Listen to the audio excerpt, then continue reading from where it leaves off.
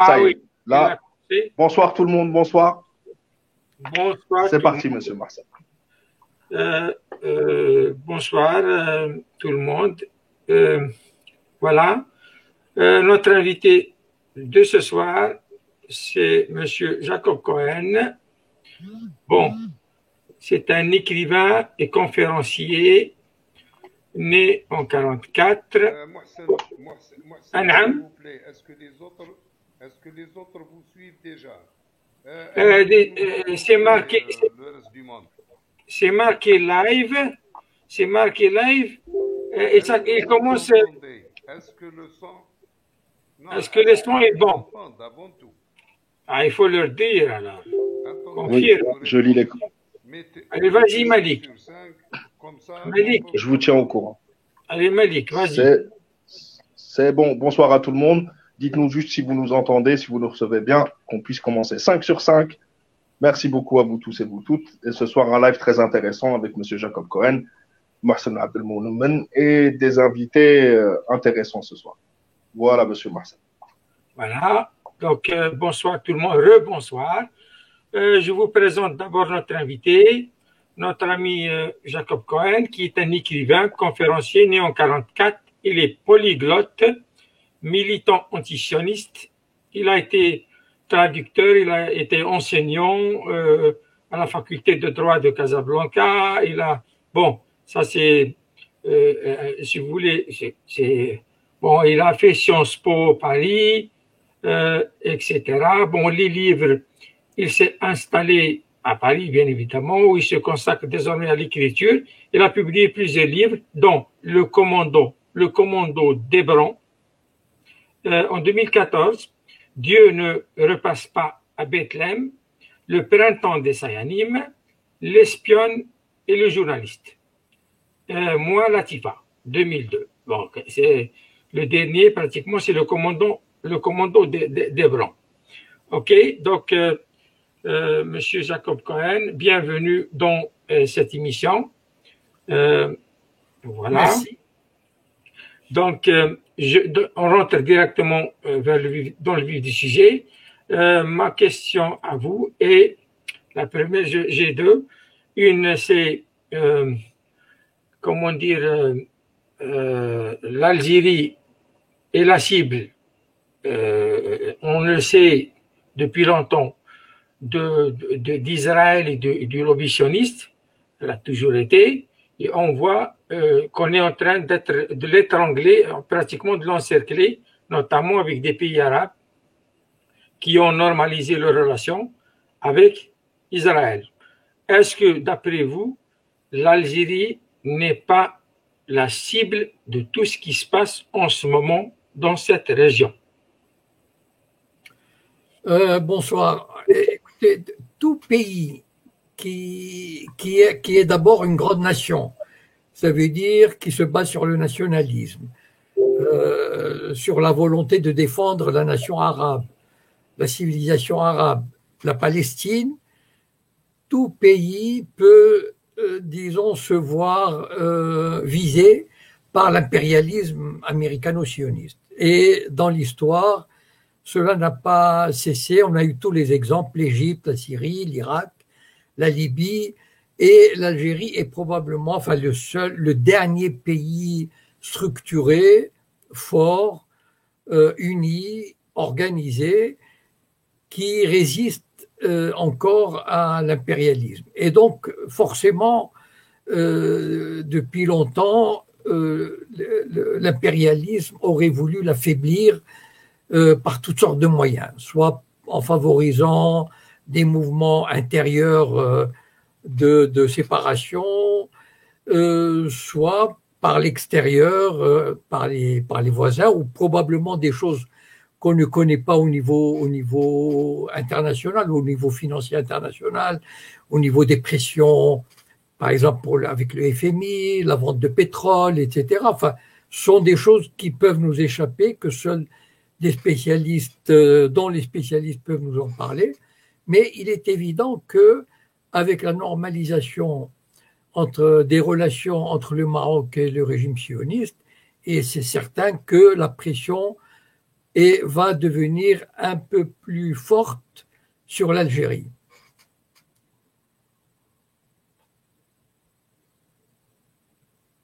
Oui. Pour mon micro. La deuxième question, vous utilisez toujours un concept qui est le sayanim. Oui. Est-ce que pour expliquer j'aimerais bien que vous expliquiez ce terme, ce concept à notre auditoire, à nos lecteurs, aux gens qui nous écoutent. Très bien. En 1959, le Mossad a eu une idée géniale, une très bonne idée, et il s'est rendu compte qu'il y avait des centaines de milliers de Juifs à travers le monde qu'il pourrait utiliser comme des agents pour l'aider, pour le travailler pour lui, pour le renseigner, etc. Et pour faire la propagande d'Israël. En fait, ce sont des Juifs qui travaillent dans toutes sortes de domaines, alors qu'ils soient français, américains, anglais, etc. Donc, ils travaillent dans les domaines universitaires, dans le domaine de la publicité, de l'édition, des médias, surtout des médias. Et toutes ces personnes, ce sont des milliers. En fait, les Sayanim, on peut estimer leur nombre à entre 40 000 et 50 000 dans le monde. Il y a deux auteurs qui en parlent de manière scientifique et historique. C'est d'abord un ancien agent du Mossad qui s'appelle Victor Ostrovsky, qui a quitté le Mossad dans les années 80, qui s'est réfugié au Canada et qui a écrit un livre dont le titre m'échappe, mais on peut le retrouver facilement, et qui parle nommément des Sayanim. Ça veut dire les Sayanim sont, en hébreu, sont des gens qui aident. Donc, le Mossad s'appuie sur eux, c'est-à-dire, par exemple, mettons un Dieudonné. Bon, ça gêne le lobby judéo-sioniste. Donc, le Mossad dispose de centaines de Juifs qui sont en France, qui sont dans la production cinématographique, dans la production du spectacle, dans la gestion des salles, de la billetterie, dans la finance, les banques par exemple, etc., l'assurance. Et donc tout ce monde-là va être mobilisé, enfin, tous ces Juifs sionistes vont être mobilisés pour contrer l'influence de Dieudonné et l'empêcher d'acquérir une certaine popularité, l'empêcher de jouer. Un autre exemple, moi j'étais dans la franc-maçonnerie, dans le Grand Orient de France, jusqu'en 2007, et en 2002, les Juifs sionistes ont créé une loge judéo-sioniste. Donc c'était des Sayanim qui ont créé cette loge à la demande probablement du Mossad pour aider Israël, par exemple. Dans quelle mesure? Eh bien, ils organisaient chaque année un voyage qui emmenait 200, 300 francs-maçons en Israël, on leur montre les choses, etc. Bon, et donc, qui vont devenir des agents de propagande.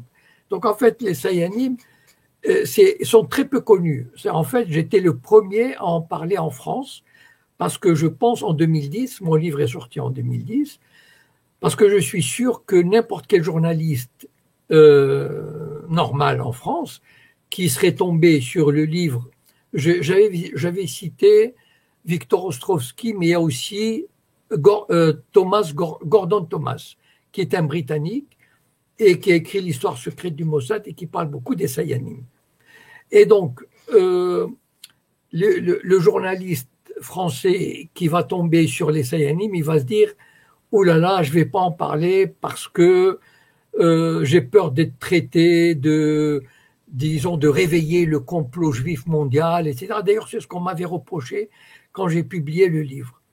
Et donc, il faut, si on veut comprendre l'influence d'Israël dans le monde occidental, si on veut comprendre comment se fait-il que Israël n'est pas tellement critiqué ou très peu, comment ça se fait que la question palestinienne n'est pas amenée dans les médias, dans les journaux, etc. Eh bien, en grande partie, c'est grâce à la force des Sayanim, qui répartis dans tous les milieux, alors je répète, universitaires, de l'édition, de la publicité, etc., font en sorte de bloquer ou d'atténuer toutes les critiques contre Israël, etc. Voilà. Donc c'est ça la force. Et on comprend, si on analyse les Sayanim, on comprend à quel point Israël et le Mossad disposent d'un instrument de propagande extraordinaire. Donc, je propose qu'on ouvre le débat à d'autres. Moi, j'ai une après sur la Kabbale et le Talmud et le poids de, par exemple, quand on voit les Éric Zemmour et compagnie, c'est talmudiste, etc. Mais je la laisserai après. Je laisse la parole à d'autres s'ils ont des questions, nos amis qui sont là. OK? Oui. Oui. Alors, bonsoir, Monsieur Cohen. Bonsoir.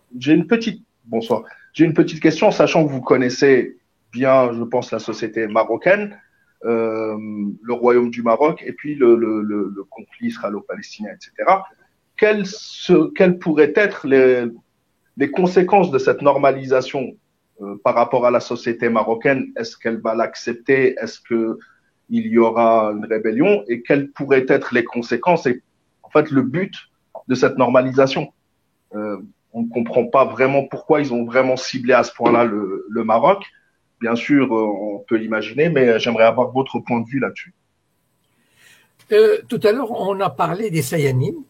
Au Maroc, il y a un Sayan, le singulier de Sayanim, c'est un Sayan, qui est très connu et dont on ne sait pas. Moi, j'ai fait une vidéo en expliquant en quoi il me semble que c'est un Sayan. C'est André Azoulay, le conseiller du roi. En fait, ce conseiller du roi est arrivé au Maroc, est retourné au Maroc parce qu'il est né au Maroc, mais il a fait toute sa carrière en Occident, en France notamment, dans la banque, et probablement qu'il y a eu un désaccord entre Israël, le Mossad, le roi Hassan II, qui étaient très proches, secrètement, mais presque, enfin, à la limite, très proche du Mossad, très proche des Israéliens.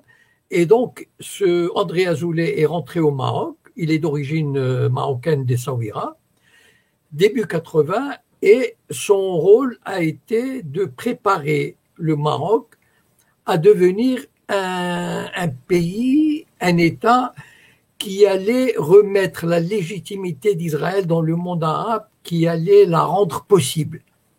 C'est-à-dire, son travail a été de préparer la société marocaine à une espèce de coopération israélo-marocaine, notamment dans les domaines qui ne paraissaient pas politiquement engagés, politiquement sensibles, par exemple la musique. On allait inviter des Israéliens dans les festivals de musique. On allait comment dire, préparer des pèlerinages d'Israéliens au Maroc. Le Maroc est devenu aussi le seul pays arabe qui a accepté de rendre hommage à la Shoah, l'Holocauste juif.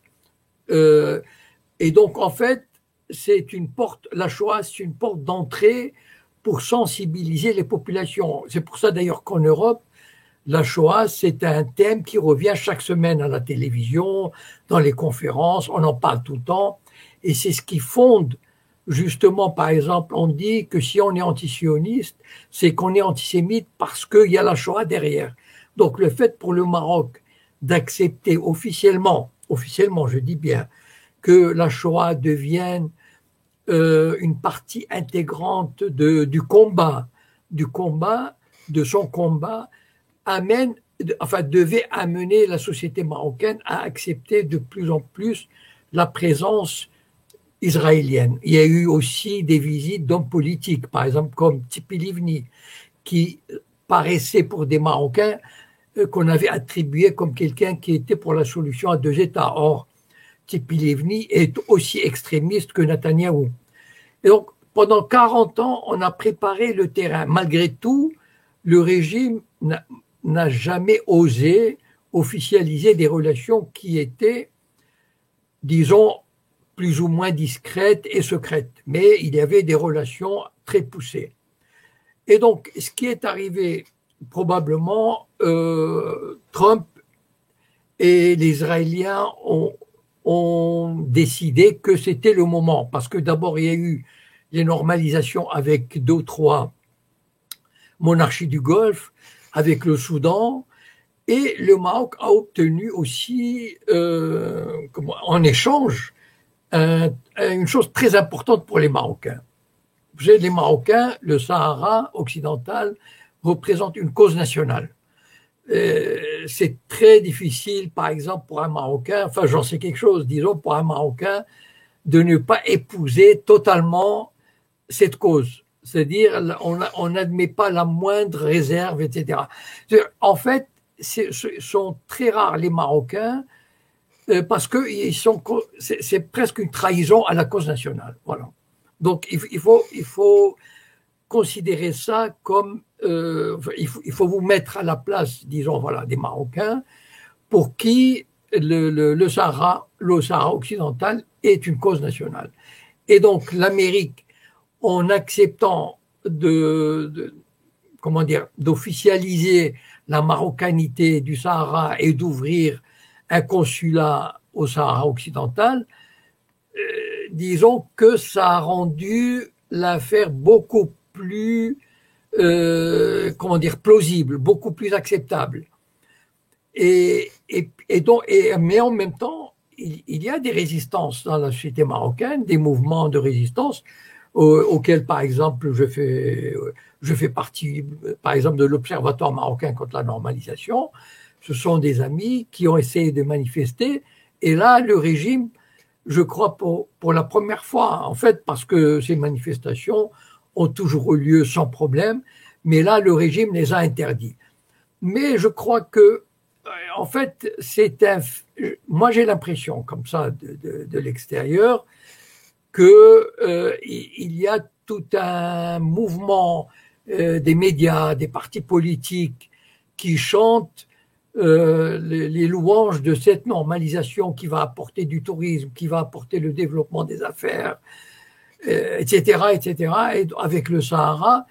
Et finalement, moi j'ai l'impression que cette normalisation va passer assez bien, voilà, dans la société marocaine. Il y aura toujours des oppositions, j'en suis convaincu, c'est évident, mais disons, ces oppositions n'empêcheront pas l'affaire d'aller de l'avant. Et je crois que ça va aller vraiment de l'avant. Enfin, comme je vois les choses, ça va aller à pas de géant. Voilà. D'accord. Merci beaucoup, Monsieur Cohen. Une autre petite question avant de laisser la parole à Marcin Abdelmoumen. Pour la suite, comment voyez-vous la suite dans les prochaines années de la lutte palestinienne? Juste une question comme ça, ou la lutte contre le sionisme. Oui. C'est à vous. En fait, moi, ça fait des années que je dis, je ne suis pas le seul, mais c'est pour ça d'ailleurs qu'on essaie de me faire passer pour un extrémiste, mais au Maroc, moi, je regrette beaucoup que les responsables palestiniens, que l'autorité palestinienne ait signé les accords d'Oslo avec Israël, et surtout qu'elle ait persisté dans ces accords, parce qu'en fait, ces accords d'Oslo ont donné une légitimité à Israël sur le plan international. C'est-à-dire, et ça c'était, dès 92, c'était l'objectif d'Yitzhak Rabin, le chef du gouvernement qui a signé les accords d'Oslo, qui, pour moi, n'a jamais été, j'ai fait des vidéos là-dessus, n'a jamais été un homme de paix et n'a jamais envisagé la création d'un véritable État palestinien. Et je regrette que les Palestiniens, en particulier, ne connaissent pas, n'étudient pas le système sioniste, la mentalité sioniste. Ils auraient dû prendre contact avec les Arabes israéliens qui connaissent mieux les sionistes. C'est quoi le problème? Le problème, c'est que les accords d'Oslo ont été signés en 93, donc ça fait 28 ans. Et on a assisté à quoi dans ces 28 ans? On a assisté à la multiplication par 400% des colons juifs en Cisjordanie. Ça veut dire que l'emprise sioniste en Cisjordanie est devenue presque totale. Ça veut dire que la société palestinienne est divisée, est contrôlée, elle est harcelée, elle est brimée, elle est expropriée. Et je regrette de le dire avec l'assentiment conscient ou non, volontaire ou non, des responsables palestiniens. Voilà. Qui regardent cela tout en se disant, tout en demandant à la communauté internationale de les aider à obtenir un État. Or, la communauté internationale n'en a rien à fiche parce que la communauté internationale, elle est beaucoup plus sensible à la puissance israélienne. Israël est un acteur majeur de la communauté internationale. Ni l'Europe, ni l'Amérique, ni la Russie de Poutine, ni la Chine n'oseront le contraindre à céder un État palestinien, un réel État palestinien. Et malheureusement, les Palestiniens ne l'ont pas compris. Et donc, tel que je vois la chose, c'est-à-dire c'est le plan Trump qui va probablement s'appliquer, c'est-à-dire une espèce de Bantoustan pour la Palestine, divisé en 2 parties ou 3 parties, donc totalement entouré par l'armée israélienne. Donc, ce sera un protectorat. Voilà. Et qui servira, ces Palestiniens serviront de réserve pour la main-d'œuvre, parce que qui travaille dans les colonies? Ce sont les Palestiniens. Une main-d'œuvre docile, contrôlée, avec une autorité palestinienne qu'on appellera la Palestine. C'est vers ça qu'on s'achemine.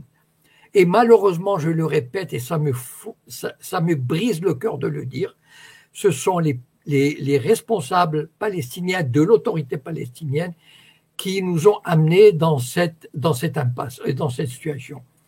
Et le jour où les Palestiniens seront obligés de signer pour un protectorat sous le contrôle sioniste, eh ben, ça sera, on aura atteint le plan et tout le monde applaudira parce que même les pays arabes, enfin la plupart des pays arabes, comme l'Égypte, l'Arabie Saoudite, poussent les Palestiniens à accepter ce plan et qu'on tourne la page et qu'on dise voilà, il y a un État palestinien et puis voilà, voilà, on va clore l'affaire comme ça. Ça veut pas dire que ça va s'arrêter, que l'histoire va s'arrêter, parce que l'impérialisme sioniste ne va pas se contenter de cette victoire.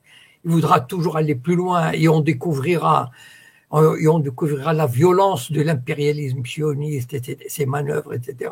Mais la question palestinienne telle que je la vois personnellement, malheureusement, elle se dirige vers cette issue terrible qui sera la mise au pas de la Palestine. Merci beaucoup, Monsieur Jacob Cohen. Je laisse la parole à Monsieur Mohsen. Merci. Est-ce que je peux poser une petite question?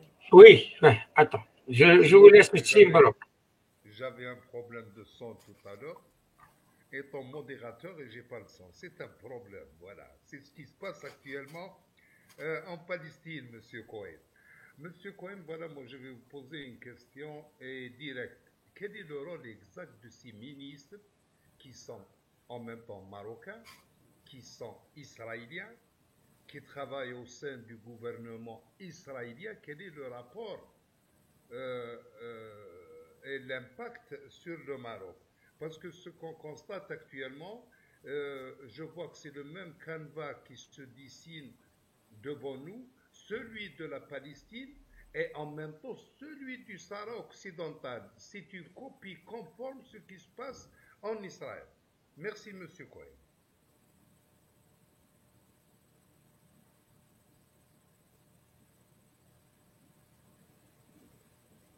Excusez-moi, j'ai rien entendu. Hein. Il n'a pas entendu Simbrock. J'ai rien entendu. Je vais vous résumer. Simbrock. J'ai entendu quelqu'un parler très, très, très faiblement. Je ne pensais pas que ça s'adressait à moi. Allez-y. J'ai un problème de son, je ne sais pas si vous m'écoutez. J'entends rien. Il n'entend rien. Donc, Mohsen Rakhtmani. Oui, je vais te résumer. Voilà, essaie de il parle, il vous a, attends, je vais lui dire petit à petit, hein, il vous a posé une question sur le rôle l'impact des ministres d'origine marocaine, les Israéliens, les ministres en Israël, l'impact sur le Maroc. Il est en train il vous dit, par rapport à la question palestinienne, est-ce qu'il n'y a pas une sorte de copie conforme, c'est-à-dire le schéma du Sahara occidental, c'est pratiquement le même, sachant que c'est deux colonies, quoi. Ils sont colonisés, ces deux territoires. C'est Mobrouk, j'ai résumé un peu ou c'est insuffisant? Allô? Affirmatif. Voilà, il vous parle de deux, c'est-à-dire le Sahara est occupé, et il y a aussi des colons qui vont là-bas s'installer, des colons marocains. Et voilà, ça c'est un point. Et un deuxième point, c'est le rôle exact des ministres. Vous l'avez évoqué, rappelez-vous, dans les journaux, vous l'avez déjà évoqué. Oui. Voilà, pour faire un petit tour. Voilà. Non, vous savez, un des arguments de la propagande sioniste au Maroc, ça veut dire promu par le conseiller du roi André Azoulay, c'est de laisser croire que les Juifs marocains qui sont partis restent des patriotes marocains. Or, rien n'est plus faux. Voilà, je le regrette de le dire. Vous savez, j'ai vécu au Canada pendant 6 ans et j'ai connu des Juifs marocains installés à Montréal. J'ai toute ma famille qui est partie en Israël et donc c'était des Marocains, des dizaines, sinon des centaines qui sont partis. Donc je suis en contact. J'ai toujours été en contact. Il y a des Juifs marocains qui sont installés en France.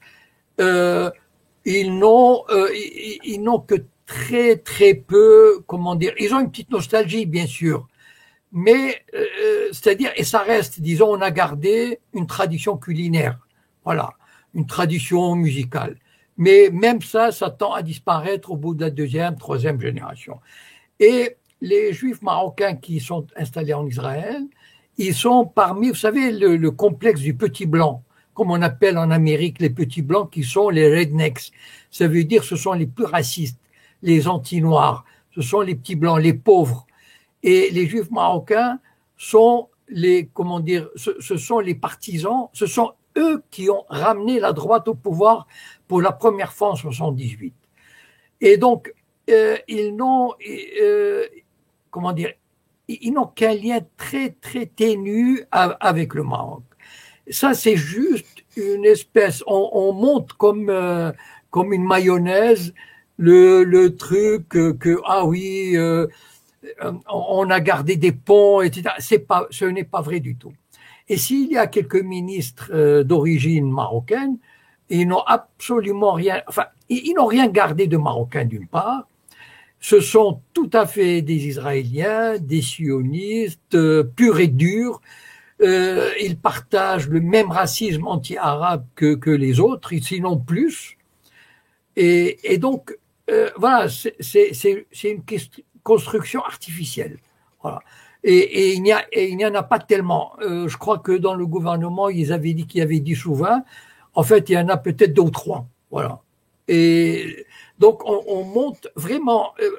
Moi, ça me fait sourire parce que je connais les gens qui sont là-bas et ce n'est absolument pas vrai. Ça fait partie de la propagande pour faire croire aux Marocains, aux nationaux marocains, que nous formons, on pourrait presque imaginer qu'on continue à former un seul peuple. Je vais vous dire une chose.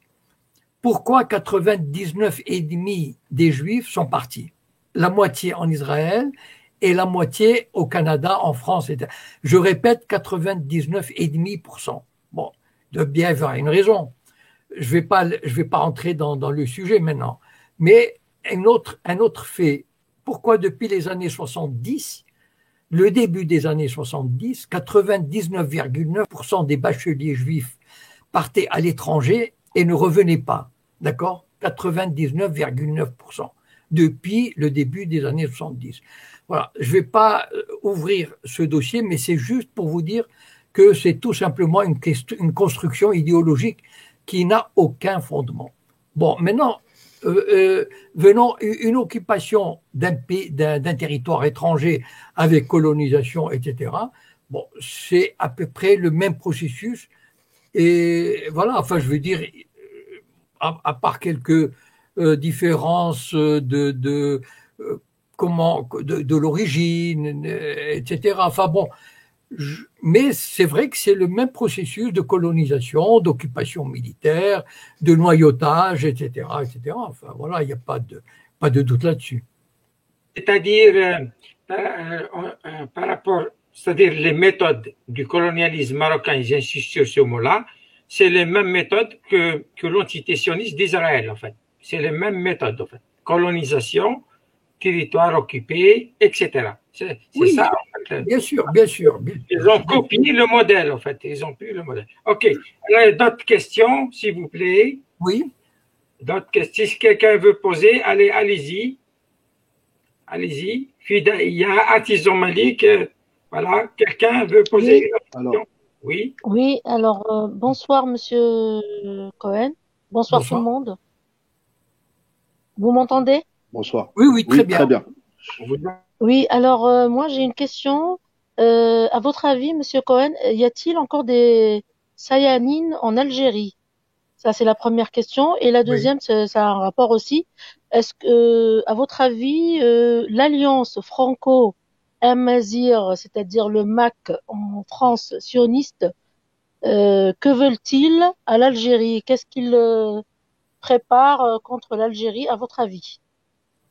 D'accord. Alors, écoutez, les Sayanim, d'abord, par définition, hein, ce sont des juifs qui ne sont pas israéliens, donc qui vivent à l'étranger, que ce soit en France, etc., et qui travaillent pour le Mossad. Bon, à ma connaissance, je ne crois pas qu'il y ait suffisamment des juifs en Algérie qui occupent des postes, disons, qui pourraient rendre des services au Mossad. Enfin, à ma connaissance, il n'y en a pas en Algérie, mais je peux me tromper. Par contre, au Maroc, il y en a. Enfin, je veux dire, j'ai cité tout à l'heure André Azoulay, conseiller du roi, et probablement il y a des hommes d'affaires qui doivent renseigner le Mossad. Mais en Algérie, je ne sais pas, je ne crois pas qu'il y ait des juifs algériens qui occupent des fonctions assez intéressantes pour fournir des renseignements au Mossad. Je ne crois pas, mais je peux me tromper. Dites-moi si je me trompe peut-être, mais bon. Moi, je confirme qu'il n'y en a pas à ce niveau-là. Voilà. À mon avis, c'est ce que j'ai pensé. C'est-à-dire qu'en fait, il faut qu'il y ait suffisamment, enfin, au moins quelques juifs assez bien installés, comme au Maroc par exemple, qui puissent vraiment rendre des services. Et le conseiller du roi, c'est un super saiyan. Enfin, je veux dire, il fait un travail remarquable pour le Mossad. Maintenant, venons à cette histoire d'Amazigh. Vous savez, j'ai assisté il existe ce qu'on appelle le Bnai Brit. Le Bnai Brit, c'est une franc-maçonnerie juive mondiale qui compte à peu près 1,5 million de membres à travers le monde. Ils sont très puissants, très bien installés, etc. Et je me souviens avoir assisté en 2005-2006. À l'époque, je n'étais pas connu, c'est-à-dire à partir du printemps des Sayanim 2010, où j'ai commencé à parler, à faire des conférences, des vidéos, etc. Et là, j'aurais pas pu aller ni au Bnai Brit, ni dans les cercles sionistes pour écouter et voir ce qui se passait. Et j'avais assisté à cette réunion d'Amazigh, représentant quelques associations qui étaient invitées par une loge du Bnai Brit. Je répète que c'est la franc-maçonnerie juive mondiale qui est très liée à Israël, qui travaille absolument pour Israël. Et donc, on leur proposait, à l'époque, 2005-2006, où on leur proposait l'aide des Juifs, l'aide des sionistes, pour, évidemment, ils présentaient ça comme une aide pour l'organisation culturelle, pour la préservation de leur culture, etc. Mais en fait, c'est une façon de les récupérer et de les pousser à exiger une autonomie culturelle et, au début, une autonomie linguistique, etc. Mais en fait, le but ultime du Bnei Brit poussé probablement par le Mossad, c'est de créer des points de fixation autonomistes pour éventuellement les manipuler et créer plus tard des lieux de tension, éventuellement même de séparation. Vous savez, je viens d'écrire un roman, enfin je l'ai juste publié sur Internet, qui s'appelle Memba sur Tinrir. Tinrir est une province du sud-est marocain, Amazigh, et dans laquelle, dans cette province, les sionistes sont très actifs sur le plan culturel, sur le plan des pèlerinages, sur le plan religieux, et sur le plan de l'encadrement de la jeunesse. Et même, ils les poussent même jusqu'au point où on leur fait redécouvrir un soi-disant passé juif à ces jeunes Amazighs. Et donc, en fait, le but vous savez, si malgré la normalisation entre Israël et le Maroc, le Mossad continue son travail de sape. Il ne faut pas croire que on peut jamais faire confiance aux sionistes en matière de paix et de coopération.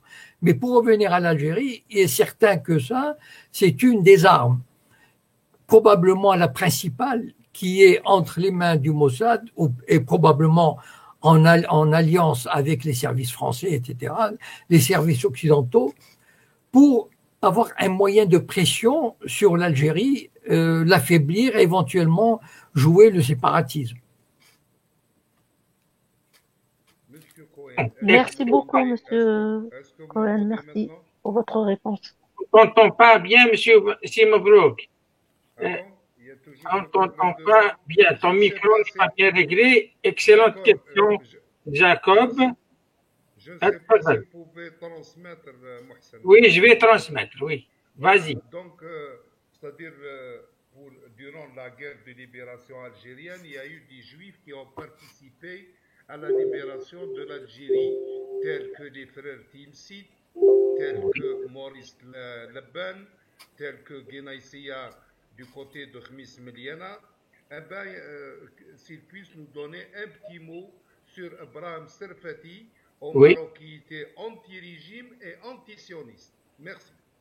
C'est monsieur, mon ami Jacob, notre ami Simobrouk vous pose une question sur des juifs algériens qui ont soutenu la révolution, qui ont joué un grand rôle, tel Maurice Lebon, tel les frères Timsit, qui sont, pour certains, se sont même sacrifiés. Hein. Et il a cité un autre, je l'ai oublié. Il vous dit, Abraham Sarfati a joué un grand rôle, et notamment, moi j'ajoute ça, parce qu'il a soutenu le Sahara occidental, il a payé très cher à Tazmamat, dans la prison. Il vous dit, est-ce que vous pouvez nous dire un mot sur ces juifs-là, c'est-à-dire ces juifs-là. C'est ça, Simobrouk, c'est ça ta question, à peu près. Oui, justement, Abraham Serfati, qui était anti-régime marocain et anti-sioniste, c'est sûr. Voilà. Merci. Il vous dit Abraham Sarfati qui était anti-sioniste, tout le monde le sait, et anti-régime parce que voilà, c'est un militant, etc. Est-ce qu'il vous dit, la question, est-ce que vous pouvez nous dire un mot sur cette catégorie, c'est-à-dire les résistants, quoi. C'est ça, Simobrouk, la question. Oui, voilà. Vous savez, je peux répondre?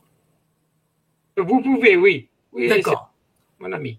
Non, vous savez, en général, bon, les Juifs en Afrique du Nord, dans les pays du Maghreb, étaient en majorité, disons, se tourner vers la France d'un point de vue pour l'éducation. Moi, par exemple, j'ai eu une éducation française, même au sein du mélange, c'est-à-dire du ghetto juif. J'ai pas été dans les écoles françaises, mais on nous a donné une éducation tournée vers la France, avec le français comme langue, etc. Bon.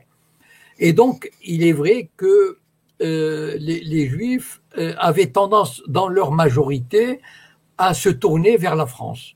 Mais, ceci étant dit, il y avait une minorité quand même assez forte qui était nationaliste. Ça veut dire qui luttait, comme au Maroc par exemple, en Algérie aussi. Je me souviens avoir lu dans le livre comment il s'appelle, le psychiatre, bon, j'ai un trou de mémoire, qui a écrit beaucoup sur le FLN, etc. Frantz Fanon, peut-être. Voilà, voilà. Non, non, non, c'est François Fanon. Stara, peut-être. Et Stara. je sais qu'il avait cité des Juifs qui se battaient avec le FLN. Je me souviens avoir lu ça. Et donc, au Maroc, Ablam Selfati était un de ceux qui s'étaient inscrits au Parti communiste et qui considéraient que leur combat est pour la démocratie, pour le nationalisme, pour la liberté, pour l'indépendance, se faisait au sein des partis nationaux. Bon. Et il a dérivé vers l'extrême gauche, ça veut dire même en dehors du Parti communiste, parce que le Parti communiste il collaborait avec le palais. Donc, lui, il était en dehors même du Parti communiste et il a été arrêté en 72 ou 73, je crois. Et il a passé une vingtaine d'années en prison. Je l'avais même rencontré en 81, 82 à la prison de Kénitra. J'ai discuté quelques fois avec lui. Et donc, il a été, ça n'a rien, le fait qu'il fût en prison n'a rien à voir avec le Sahara occidental, en fait. C'est-à-dire que lui, il était en prison parce que il s'était opposé, enfin, il était dans la clandestinité, il voulait renverser la monarchie. Et en 90, il a été exilé en France. Il est revenu au moment, je crois, où il y avait avec le nouveau roi, ou un peu avant, je me souviens plus très bien à quelle date il est revenu.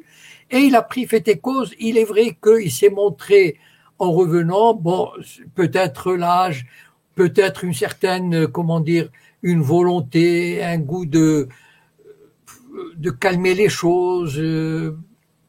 Voilà, je ne sais pas, je n'ai pas discuté avec lui, mais toujours est-il qu'il a dit qu'il faisait confiance au jeune roi, que les choses allaient s'arranger, etc.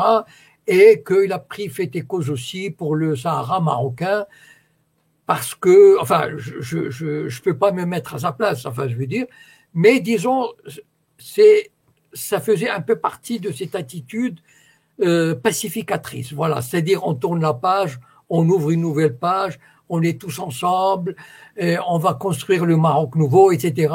Et alors, il ne pouvait pas prendre une position contre le Sahara si jamais il voulait se rétablir dans la société marocaine nouvelle. En fait, il y a eu en 1999 avec le roi Mohamed VI une entourloupe extraordinaire. Enfin, je veux dire, on a une arnaque médiatique extraordinaire. C'est-à-dire, on a dit voilà, c'est le roi des pauvres, c'est le jeune roi, tout va devenir magnifique, c'est le Maroc nouveau, etc. Et ça a duré quelques années avec la complicité des médias occidentaux.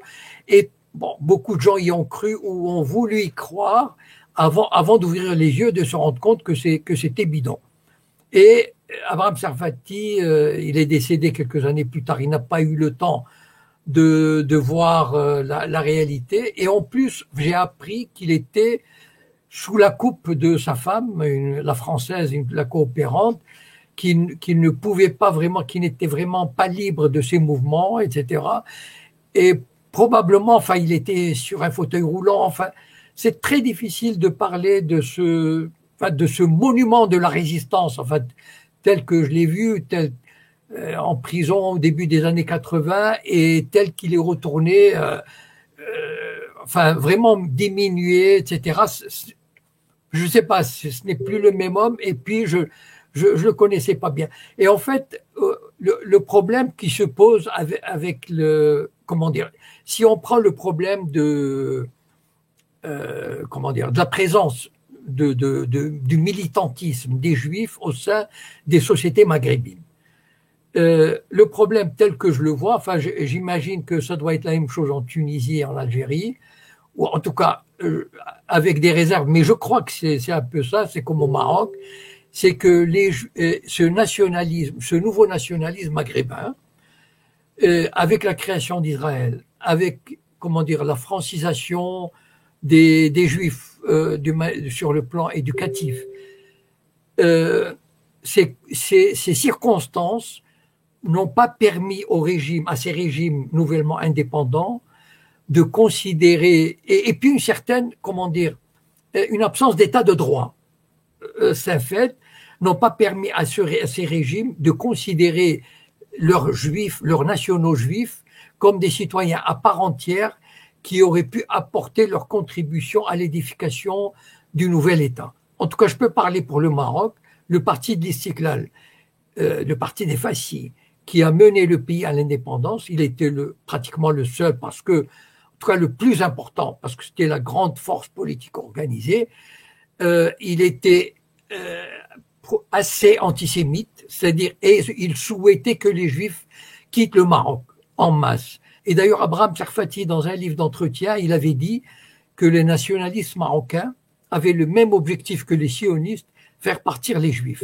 Donc, ces Marocains musulmans ne voyaient pas d'un bon œil ces Juifs qui occupaient des places importantes dans le monde des affaires, dans le monde du commerce, dans le monde du fonctionnariat, qu'ils considéraient comme importants, voilà, qu'ils considéraient comme pas à leur place.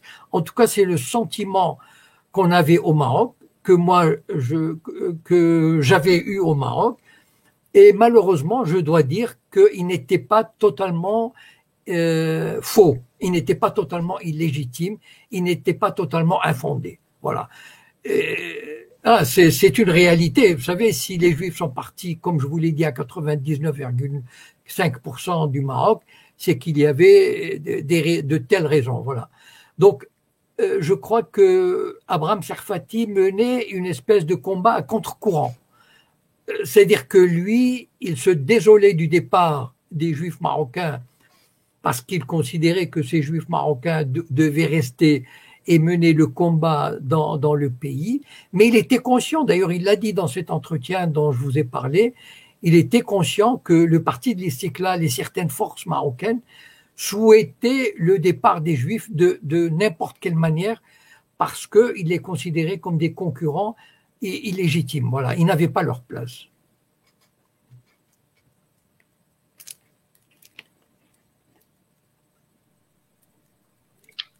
Merci beaucoup, Monsieur Jacob Cohen. Alors, une autre question. Quelqu'un a-t-il une autre question pour Monsieur Jacob? Oui, Monsieur Malik, c'est Monsieur Boudjelab. Bonsoir, Monsieur Gam. Bonsoir, Monsieur. Merci, Malik. Bonsoir, Monsieur Cohen. Bonsoir à tout le monde, à Mimbrok, à tout le monde qui nous écoute. Monsieur Cohen, j'ai une petite question, s'il vous plaît, à propos de le Maroc et le Sahara al-Gharbia, Sahara occidental. Exactement, pardon, les mots me parlent, franchement, ils parlent, les mots. Le Sahara occidental vis-à-vis des États-Unis. Oui. Moi, la question que je me pose, et j'aimerais bien vous me répondre, s'il vous plaît, est-ce que les États-Unis, ils ont un intérêt spécial ou quelconque au Sahara occidental, vis-à-vis des frontières algériennes? C'est ma première question. Et si vous pouvez me permettre, je peux vous poser une deuxième question. Vous pensez quoi, c'est ma propre question personnelle, de président Houari Boumediene, s'il vous plaît? Votre avis là-dessus. Et merci beaucoup.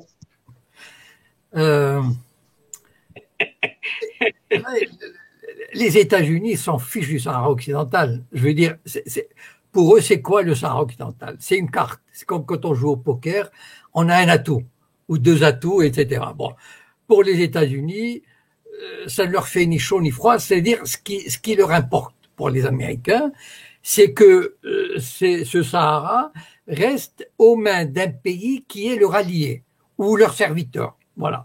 C'est-à-dire que les Américains et les Français seraient bien embêtés si ce Sahara occidental était sous influence, mettons par exemple algérienne, ou sous influence communiste, ou socialisante, etc. C'est-à-dire rebelle à l'influence occidentale.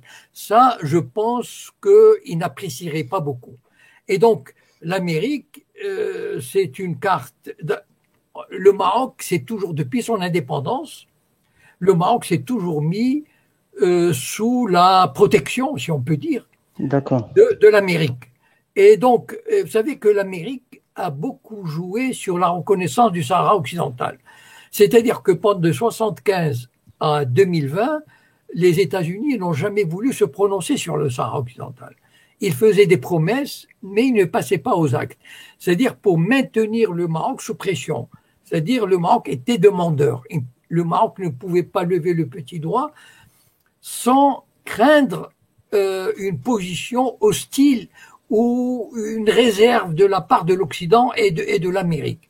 Et c'est comme ça qu'on tenait le Maroc, parce que le Maroc, encore une fois, c'est une affaire de nationale, c'est une cause nationale. Et la perte du Sahara probablement entraînerait la fin du régime, en tout cas une révolution terrible.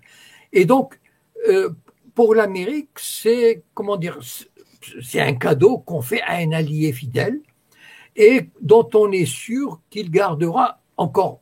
Ceci dit, l'histoire n'est pas terminée, parce que c'est pas l'Amérique qui distribue la souveraineté des territoires. Oui, je veux dire, on ne sait jamais ce qui peut arriver. Je veux dire, voilà, donc l'Amérique c'est pas l'ONU, c'est pas la communauté internationale, c'est un régime, et d'ailleurs, c'est même pas l'Amérique, c'est Trump. Après tout, Biden peut très bien changer d'avis. Voilà, rien n'est sûr dans ce genre. Vous savez, cette jungle internationale, rien n'est jamais acquis. Voilà. D'accord. Bon, vous me demandez de porter un jugement sur Ouari Boumedienne. S'il vous plaît. Voilà, comment dire, c'était un grand homme politique. Comment dire, il a placé l'Algérie, comment dire, sur à l'époque, enfin, j'ai vécu cette période, voilà, j'étais à la fac, etc. Voilà, l'Algérie était un des grands leaders du monde, du tiers-monde. C'était avec Nehru, avec l'Inde, avec l'Égypte.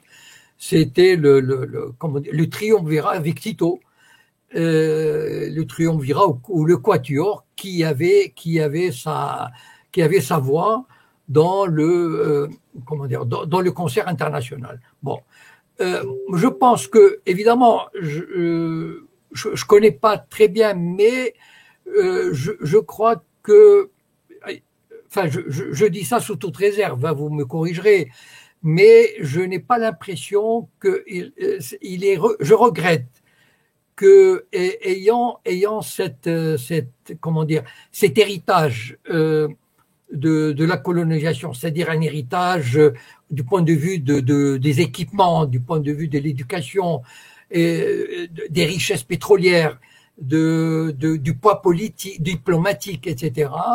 Je regrette que l'Algérie n'ait pas profité de cette époque pour devenir une puissance agricole, industrielle. Je crois qu'on aurait pu faire des choses à ce niveau-là. C'est-à-dire avec toutes les cartes pour avancer dans ce domaine. Mais je dis ça sous toute réserve. Je ne suis pas un spécialiste. Je peux me tromper, mais en tout cas, l'impression personnelle que j'ai, je vous la donne, quitte à ce que vous me corrigiez. Hein. Merci de nous confirmer qu'on avait eu un grand président d'envergure internationale mondiale. Je veux poser une question, moi, sur vous avez parlé des accords d'Oslo, etc. Ne pensez-vous pas que la lutte armée, que ce soit dans le cas du Sahara occidental, ou que ce soit dans la cause palestinienne, où les Palestiniens ont abandonné la lutte armée, hein, parce que à part on n'a rien là en ce moment où on parle, c'est-à-dire on a le Hamas, etc.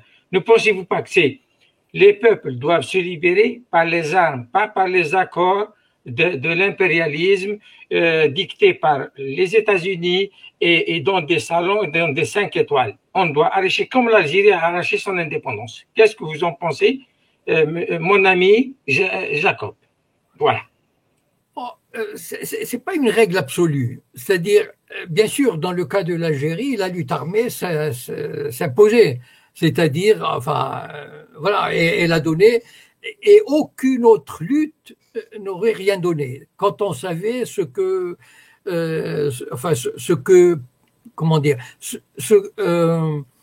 l'Algérie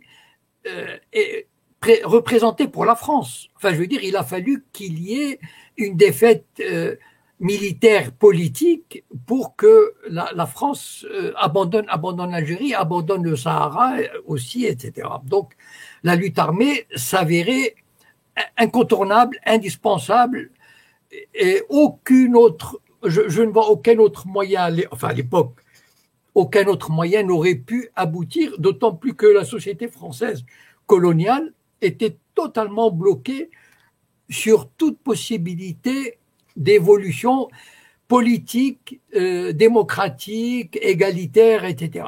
Vous savez, depuis les années 30, des gouvernements ont essayé d'apporter des améliorations, et jusque dans les années 40, ils auraient pu sauver la situation. Je parle du point de vue français, mais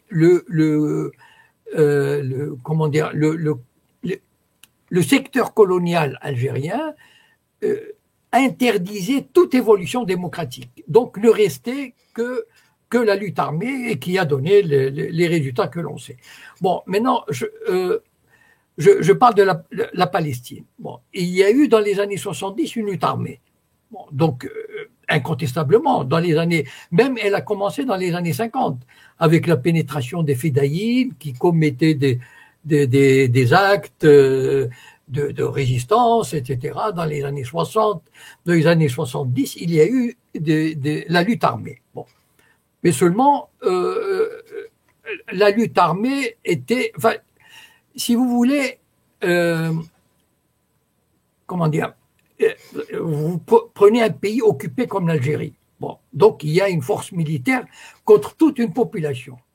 Alors que là, en Palestine, la lutte armée était souvent, à partir des années 70, elle arrivait de l'extérieur, mais aussi de l'intérieur, avec l'intifada, par exemple. L'intifada de Pierre, c'était effectivement une forme de résistance armée, c'est-à-dire qui n'était pas pacifique.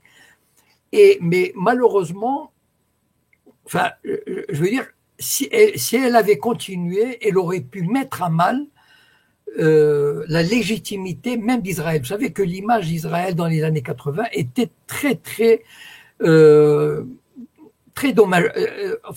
mauvaise au point de vue de la communauté internationale. Vous avez toutes ces images de soldats qui réprimaient des gamins qui lançaient des pierres, leur brisaient les os, etc.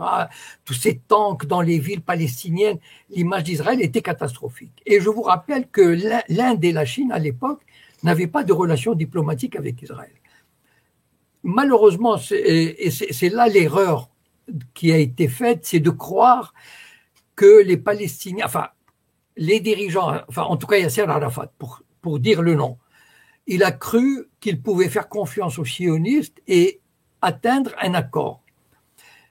Et malheureusement, le problème, parce qu'en signant les accords, il n'avait rien sur le papier. Quand il disait Al-Quds, on lui disait plus tard, les colonies plus tard, les frontières plus tard, etc. Il a tout signé, tout donné, mais en même temps, au bout de 2-3 ans, il aurait pu se rendre compte qu'il s'était fait rouler.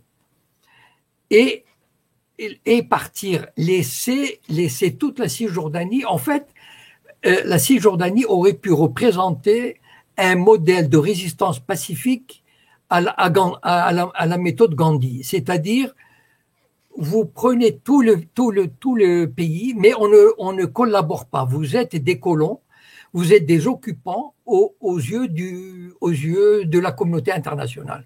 Ce qui se passe aujourd'hui, par exemple, par rapport aux Palestiniens, c'est que d'abord, la résistance armée, elle est quasiment impossible. Voilà, il faut se rendre à l'évidence. Les Palestiniens n'ont pas de base arrière. C'est-à-dire, avant, ils pouvaient venir de Syrie, du Liban, de Jordanie, d'Égypte. Aujourd'hui, c'est fini.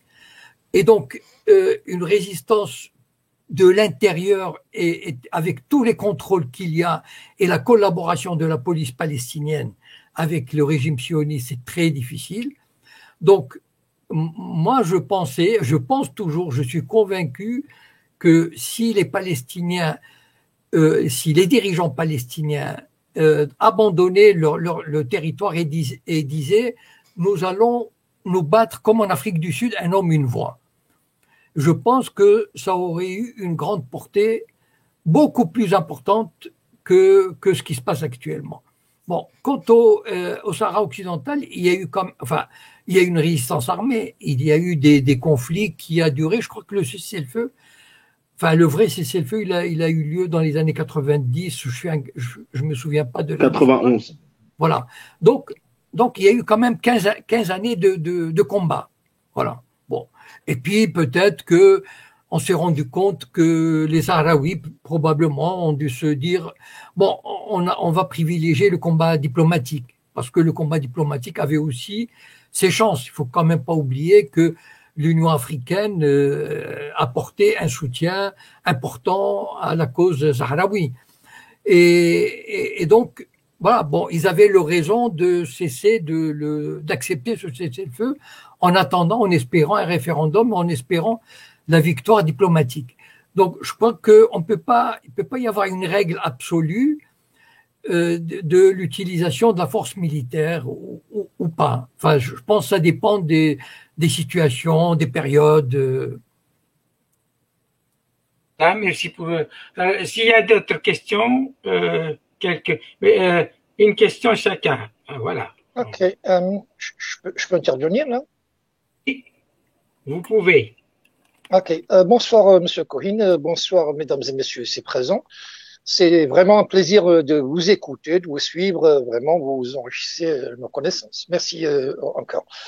Moi, qui est algérien, qui vit à Londres, je vis ici depuis plus ou moins 30 ans. Je suis clinicien et je sais exactement, je connais un petit peu les rouages des privilèges qu'on donne aux citoyens israéliens qui viennent ici se soigner. Et au niveau des mairies, au niveau des prêts bancaires, être sioniste a un privilège vraiment incroyable, alors que c'est pas tous les juifs qui en bénéficient. Bref, ça c'est pour juste soutenir ma question qui est la suivante. Ce que je peux pas avaler jusqu'à maintenant, avec toute cette grandeur entre guillemets de l'État sioniste, de l'État d'Israël, qui domine tous les pays du monde.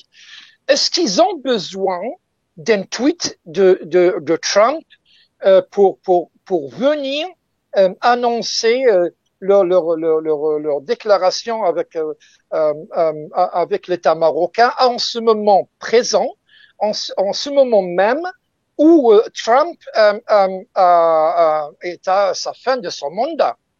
Ce que je n'arrive pas à avaler, est-ce que cet État a besoin juste d'un tweet pour faire une telle déclaration? Merci, monsieur.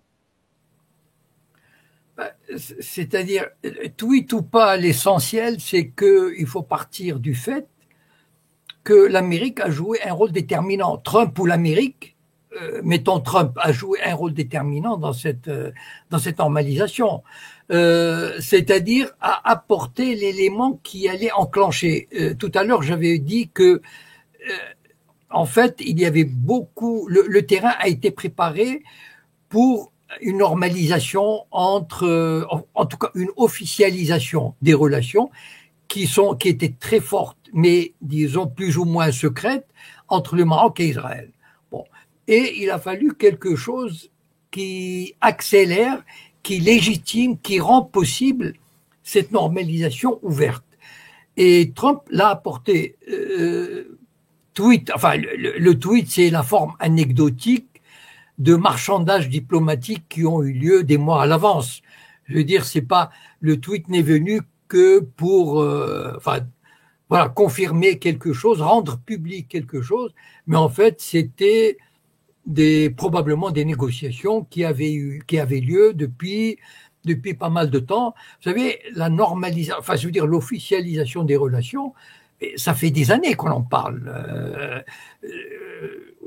Par exemple, il y a toujours des pressions israéliennes sur le Maroc pour qu'il accepte de s'ouvrir de manière publique.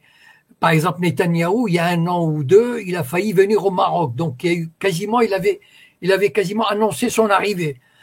Et donc, tout a été fait pour pousser le Maroc à accepter cette normalisation, publiquement. Et le roi s'est toujours gardé de le faire parce qu'il connaissait l'état de son pays, l'état de l'opinion. Mais voilà, tout à l'heure j'avais replacé ça dans le contexte, c'est-à-dire les normalisations avec les monarchies, le Soudan et le cadeau du Sahara occidental. Le tweet, c'est vraiment anecdotique, c'est-à-dire c'est le truc qui vient comme la cerise sur le gâteau. Disons, c'est la patte de Trump, voilà. Mais ça n'a pas une grande valeur. C'est juste sa manière à lui de communiquer. C'est pas qu'Israël avait besoin de ce tweet. Israël avait besoin des négociations qui a eu lieu avant et de l'engagement de Trump qui a amené les normalisations des monarchies et celle du Maroc. Je ne sais pas si j'ai répondu à votre question, mais... Monsieur Jacob, je crois que on a reçu le message. Comment? Est-ce que j'ai le son mieux qu'avant? Non, comme d'habitude. Dis-moi. Voilà, donc c'est pour organiser seulement le débat. Je ne sais pas si M. Cohen est fatigué parce que tout à l'heure vous avez dit qu'il n'en a que pour 1 heure. Maintenant, c'est ça de fatigue. Pas, on continue et vous donnez la parole tout à l'heure à Arash, puis les suivants. Merci. Donc, je demande à M. Cohen, à mon ami, parce que moi, c'est mon ami. Pardon, Mohsen, n'oublie pas de lui dire que ce débat-là, cette discussion va être transcrite en texte et qu'on va publier sur d'autres supports. Merci. Voilà. Et M. Mabrouk vous informe, mon ami, que le débat va être retranscrit, c'est-à-dire on va le mettre dans des sites, c'est-à-dire par écrit. OK? Donc, il vous dit aussi, si on continue à vous poser des questions, dis-nous si vous êtes fatigué. Moi, j'ai une, moi. C'est-à-dire, il faut... Allez, encore, on va prendre encore, mettons 15 minutes, d'accord? Voilà, il vous a fixé 15 minutes. Donc, ceux qui ont de la chance, le Mirou, je crois, il va passer. Le Mirou, il va glisser. et le reste, bon. Bonsoir. Non, d'abord moi, la mienne d'abord. Je voulais concernant les kabbalistes et les talmudistes en France, notamment avec le débat sur les caricatures du prophète, leur véritable cible. Est-ce que ce n'est pas vraiment une guerre civile en France parce qu'ils ciblent vraiment les chrétiens? C'est-à-dire, on prend les Éric Zemmour et Finkielkraut et j'en passe, avec l'establishment, et vous connaissez un peu, parce que vous êtes, d'ailleurs j'aimerais aussi que vous me dites pourquoi vous êtes interdit de vous exprimer dans les chaînes télé ou dans les chaînes en France, dans les supports médias. Vous êtes interdit, il faut que les gens le sachent. C'est une question. Pourriez-vous nous dire, coupe le micro, Mirou, coupe le micro. Donc, comment vous pouvez m'expliquer quel est votre avis à propos de ces kabbalistes et ces talmudistes? Est-ce que au final, ils ciblent pas les chrétiens et éventuellement une guerre civile en France? OK, c'est-à-dire tout en se cachant dans l'antisémitisme et la Shoah, etc., etc. C'est un prétexte. Et puis, pourquoi vous êtes interdit de vous exprimer, soi-disant, dans leur démocratie, dans des pays qui se prétendent être démocratiques, qui n'arrêtent pas d'envahir, de détruire des pays, de nous chanter la chanson de la liberté d'expression, les droits de l'homme, etc. Pourquoi vous citoyens, vous, l'intellectuel, vous, l'homme que je connais vos qualités, pourquoi vous êtes interdit de parler en France et en Europe? Voilà mes deux questions. Non, mais je réponds d'abord à celle-ci.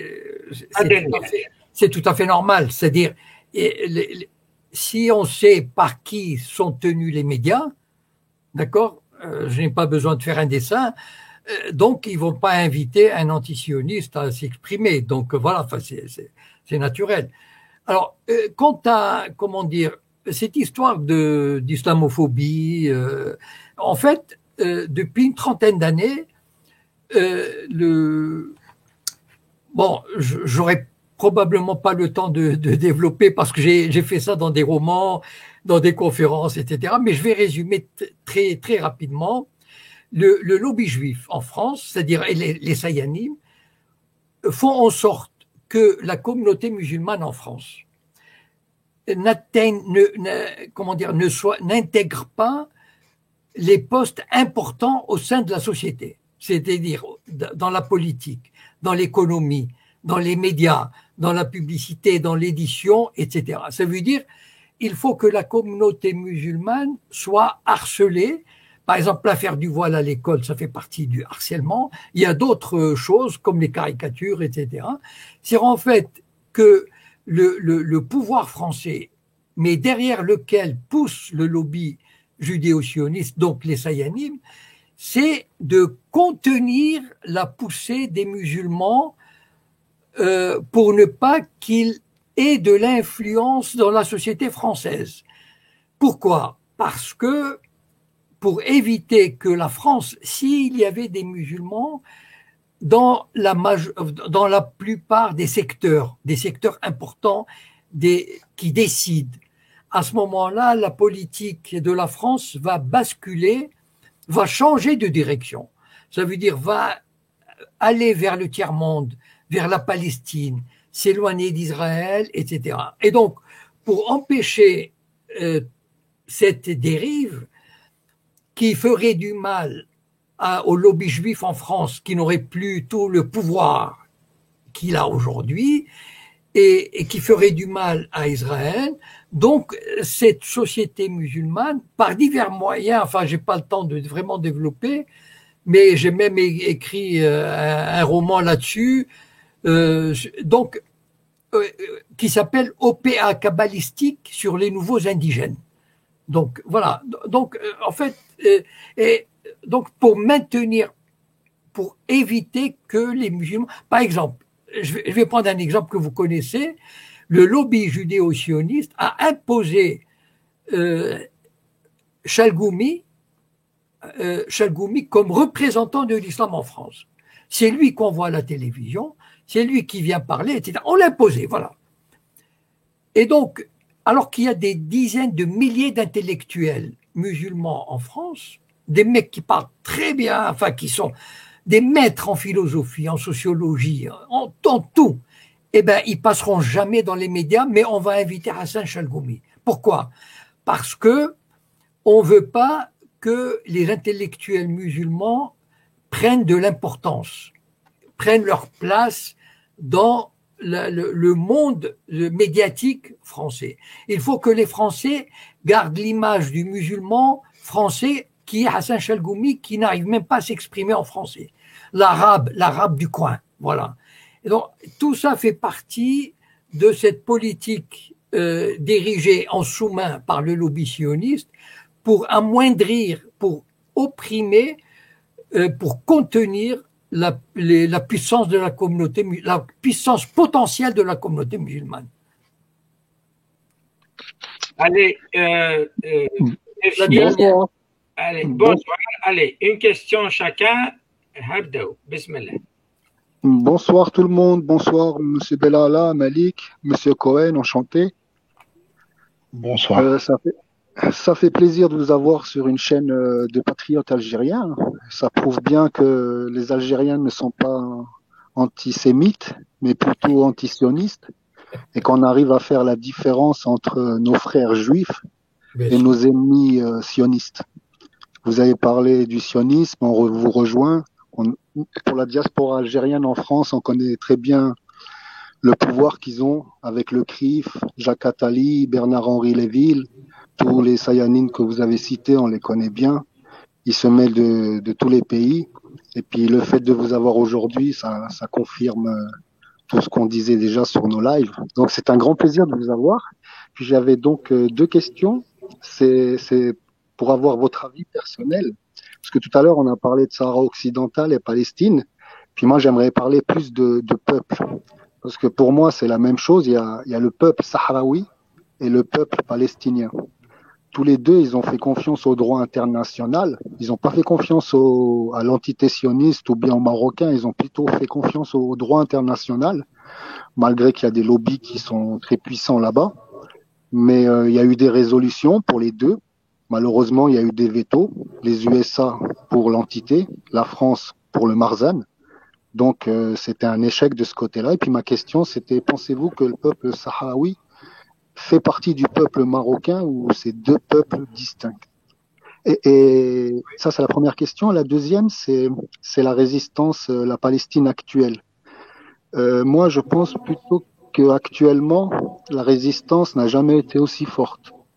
Parce que c'est un axe qui regroupe le Hezbollah, le Hamas, il y a le Ansarallah du Yémen qui est entré en action, il y a le Hashd Shabi de l'Irak, et c'est vrai que l'Iran, avec le blocus qu'il y a eu au Venezuela, ils ont quand même réussi à forcer le blocus.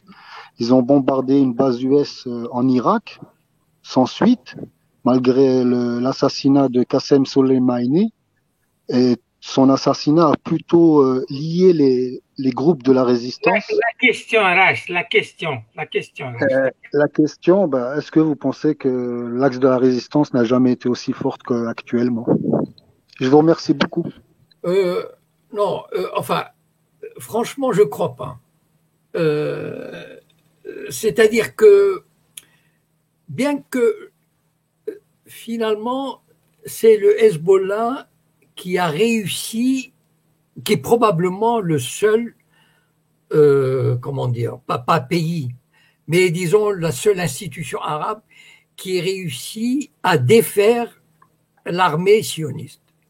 C'est le Hezbollah qui a obligé l'armée sioniste à quitter le Sud-Liban la queue entre les jambes.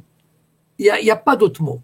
Ça, ils leur ont mené la vie dure jusqu'à ce qu'ils partent. Et en 2006, ça n'a pas été la victoire qu'ils espéraient. Donc, voilà, c'est un fait. Cependant, le Hezbollah, le problème du Hezbollah, c'est qu'il est au Liban. Et on connaît les sionistes, quand ils font la guerre, ils s'en fichent des populations civiles, ils bombardent les routes, ils bombardent les usines, ils bombardent les hôpitaux, etc. Et donc le Hezbollah a une responsabilité terrible qui pèse sur ses épaules. S'il y a un nouveau conflit, et d'ailleurs il n'y a pas de conflit depuis 2006, s'il y a un nouveau conflit, c'est le Liban qui risque d'être dévasté. Et donc, voilà, ça c'est, comment dire, ça rentre, à mon avis, beaucoup dans la balance. Et donc, pour moi, le rapport militaire, enfin, si je dois en juger aujourd'hui, il est nettement en faveur d'Israël, le rapport militaire. Je ne sais pas comment ça sera dans quelques temps, mais en tout cas, si je crois pas que ça puisse menacer de manière significative la sécurité ou la stabilité israélienne. Enfin, ça c'est une opinion personnelle. Voilà, moi ok, le Hamas, il est, vous savez, pour moi, j'ai fait une vidéo il y a pas longtemps. Le Hamas, Israël a intérêt à le maintenir en vie et avec une certaine force. Voilà. Parce que si Israël décide d'éliminer le Hamas, il peut le faire en quelques jours. Il peut détruire quasiment, en détruisant, c'est pas, voilà, en rasant la moitié de Gaza. Et le problème du Hamas, il est résolu. Seulement, Israël a besoin d'un ennemi qui envoie de temps en temps une roquette et d'un ennemi, comment dire, qui représente une menace un peu crédible. Pour dire, parce que Israël doit vivre sur le pied de guerre, doit entretenir ce sentiment qu'il est en guerre, qu'il faut que la population israélienne se dise la paix est impossible et donc il faut qu'on se batte, il faut qu'on soit une population armée, avec cette mentalité de la force, de la violence, etc. Et donc, comme Israël a perdu quasiment ses ennemis, eh ben, il s'accroche au Hezbollah, il s'accroche au Hamas, et il s'accroche à un ennemi lointain iranien avec lequel je ne crois pas qu'il y ait, enfin en tout cas ça fait 20 ans qu'on parle de ça, mais à mon avis il n'y aura pas de confrontation directe parce que ça entraînerait des conflits régionaux, enfin etc. etc. Et donc, mais ça représente, comment dire, cela ne représente qu'un état de tension réduit qu'Israël peut manager, peut gérer facilement. Voilà. Bon, maintenant pour revenir au Sahara occidental. Moi je suis convaincu. Vous savez pourquoi le Maroc a perdu le Sahara occidental? En 56, et c'est ça l'a fait, parce que le Maroc est un pays à la diplomatie faible. Jamais l'Algérie n'aurait toléré de perdre, par exemple le Maroc a laissé Ceuta et Melilla aux mains des Espagnols. Bon. Jamais l'Algérie n'aurait fait une chose pareille. Deuxièmement, le Sahara occidental, à mon avis, il était marocain. C'est-à-dire, il y avait des formes d'allégeance dans ces régions, même si c'était très faible, etc. Mais il y avait des formes d'allégeance à un souverain, de ce côté, chérifien, etc. Bon. Si le Maroc avait récupéré en 56 le Sahara occidental qui était entre les mains des Espagnols, personne n'aurait rien dit. On aurait trouvé tout cela normal, naturel. Voilà. Le Maroc a récupéré des territoires occupés par l'Espagne. Mais seulement, pourquoi le Maroc ne l'a pas fait? Parce que le palais royal, la monarchie marocaine, en 58, il y avait même des mouvements, des mouvements de libération dans ces régions, qui ne demandaient qu'à libérer ces régions-là.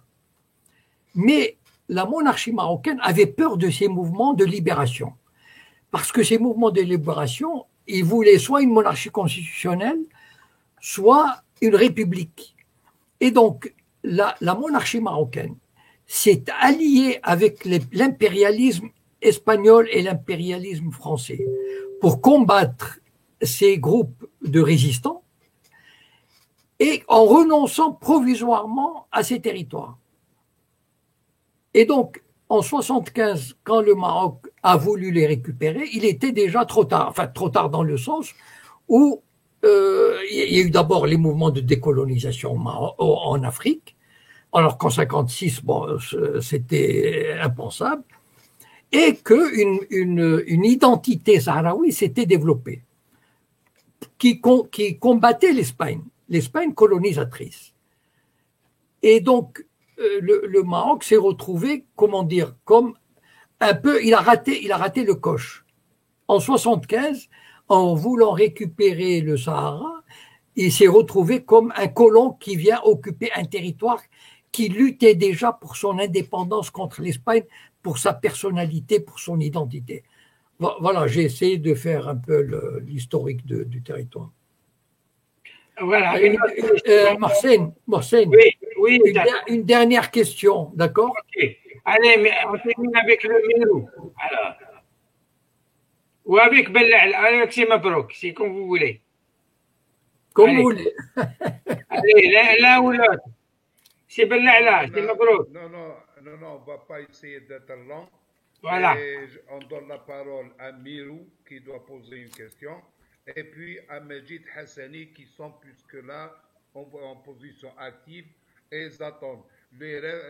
Pour les autres, je m'en excuse, on ne va pas fatiguer notre invité. Voilà. Peut-être que ce ne sera que partie remise. On va le réinviter encore une fois, une deuxième et une troisième. Bien sûr. Et ce sera plus tôt. On le fera plus tôt, c'est mieux. S'il le veut bien et qu'il ne soit pas gêné. Voilà. Voilà. Mirou. À toi. Mirou. Assalamu alaikum. Je ne sais pas si vous m'entendez bien. Je vous entends. Oui.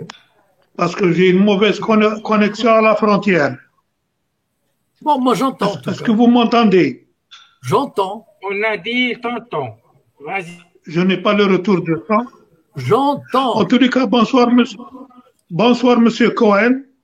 Bonsoir. Je suis vraiment ravi de vous entendre ce soir. Quand même, on a un avis qui converge avec nos idées. Et avec un ami juif, et vous savez très bien que la majorité du peuple algérien n'en veut pas tellement aux juifs, mais ils en veulent plutôt aux sionistes. Et c'est la logique. Bien sûr. Bien sûr. Et nous avons des juifs qui...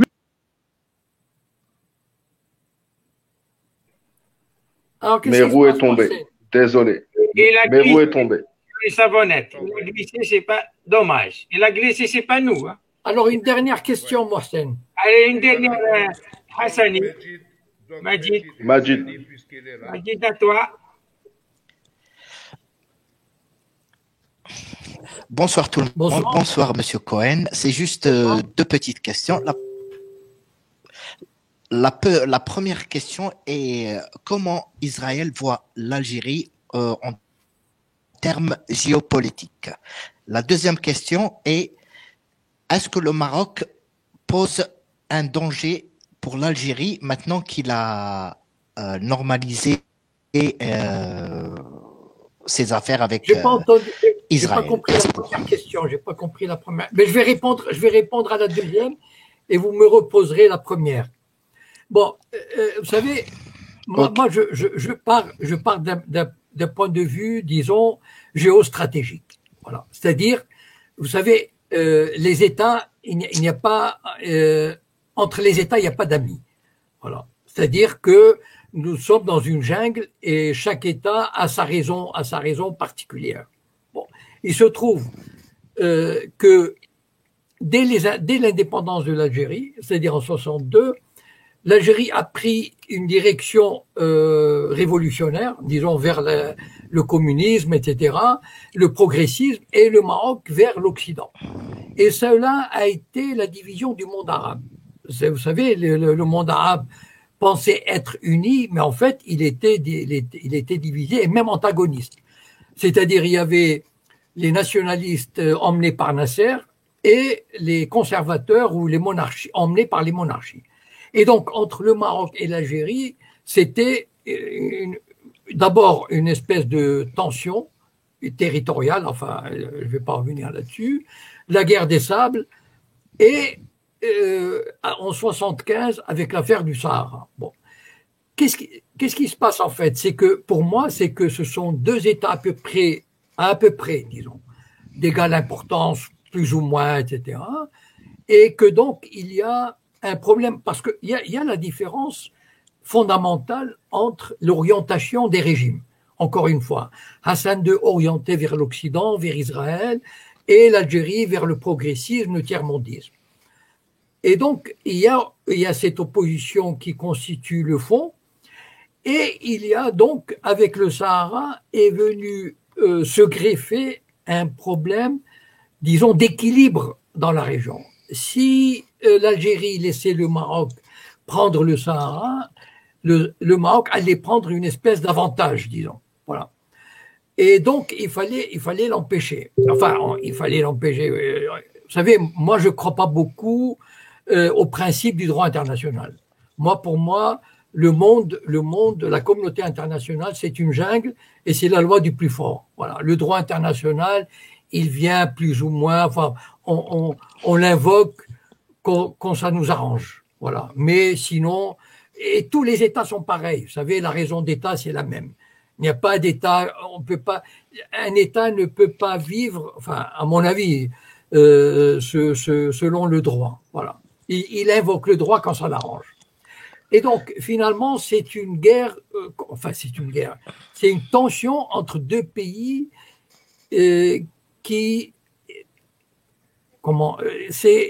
entre deux pays qui ne peuvent pas laisser l'autre prendre le pas, prendre l'avantage.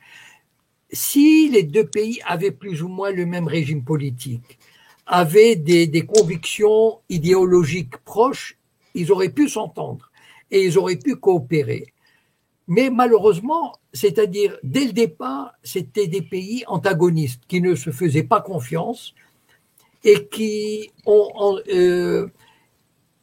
ont continué à fonctionner sur cette base antagoniste, sur cette lutte qui n'a jamais qui n'a jamais cessé. C'est une lutte sourde, mais dont les peuples algériens et marocains souffrent parce que ces peuples auraient pu vraiment tirer profit d'une collaboration entre les deux. Voilà. Mais voilà, l'histoire a fait comme ça, c'est que les deux pays sont sûrs. Et donc, finalement, pour l'Algérie, c'est évident que ce renforcement du Maroc, qu'on le veuille ou non, c'est un renforcement diplomatique, probablement militaire, parce que Israël va déverser de manière ouverte les conseillers, etc. L'Amérique peut-être ouvrirait une base, je n'en sais rien. Et donc, certainement, pour l'Algérie, il y a un changement qualitatif ou quantitatif à sa frontière avec le Maroc.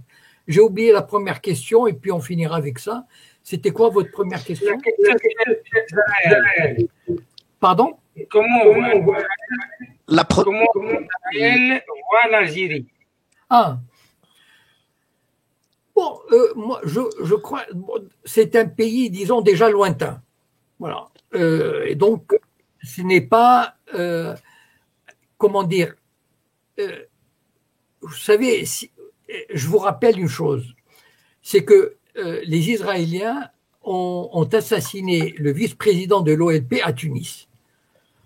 Les Israéliens ont bombardé la centrale nucléaire en Irak.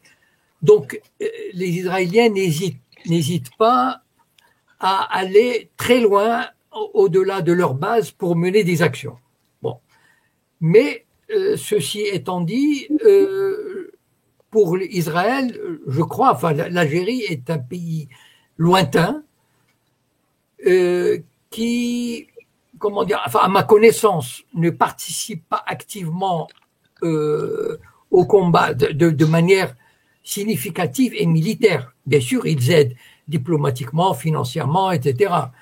Mais, disons, l'Algérie ne s'implique pas de manière significative dans le combat, en tout cas armé, contre Israël. En tout cas, à ma connaissance. Voilà.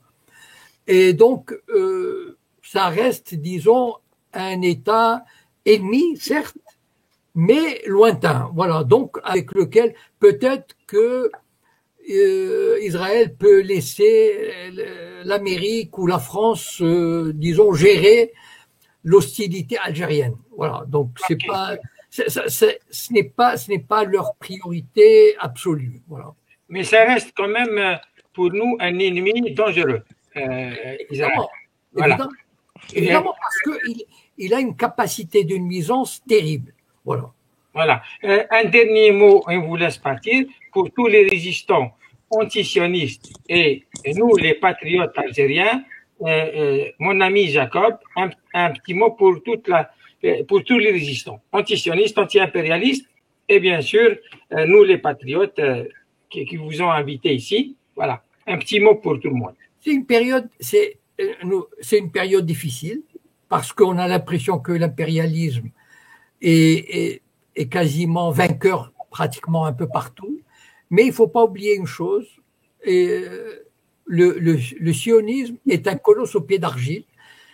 On peut le combattre pas militairement, mais en dénonçant sa légitimité même d'existence dans ce territoire, en dénonçant ses bavures, en dénonçant son apartheid.